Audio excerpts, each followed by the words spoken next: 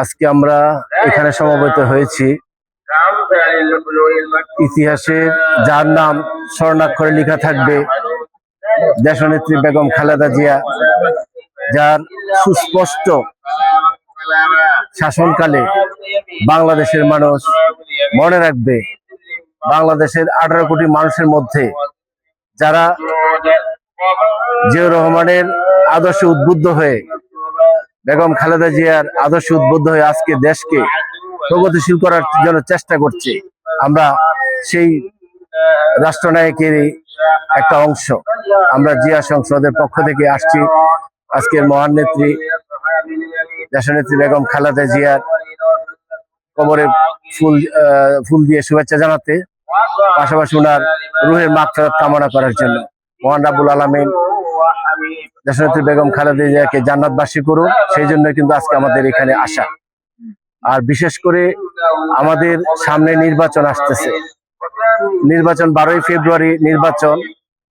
আমাদের দেশনায়ক জনাব তারেক রহমান সাহেবের নেতৃত্বে আমরা একটা সুষ্ঠু সুন্দর নির্বাচন করে সে বাংলাদেশের মানুষকে ওনার যে একটা প্ল্যান আছে, এই প্ল্যানটা আমরা উপহার দিতে চাই। তারেক রহমান সাহেব বলেছেন আই হ্যাভ এ প্ল্যান। এই প্ল্যানটা আমরা যেন সঠিকভাবে পালন করতে পারি, আমি সারা বাংলাদেশের মানুষকে আহ্বান জানাবো।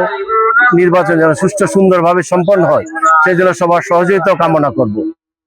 আমরা চাই বাংলাদেশের সবাই সুন্দরভাবে ধর্ম মত নির্বিশেষে সুন্দরভাবে সবাই বসবাস করি, শান্তিপূর্ণভাবে বসবাস করি এবং আগামী দিনের সে বাংলাদেশকে উন্নয়নের শিখরে পৌঁছানোর লক্ষ্যে আমরা সবাই একসাথে কাজ করব, দলবদ্ধ হয়ে কাজ করব। এই হলো আজকে আমাদের জিয়া পরিষদের একটা লক্ষ্য এবং জিয়া পরিষদ একটা জিয়া সংসদ বাংলাদেশ জাতীয়তাবাদের একটা অঙ্গ সংগঠন। এই অঙ্গ সংগঠন হিসেবে সারা বাংলাদেশে প্রায় 44টি জেলায় আমাদের এই কমিটি হয়েছে।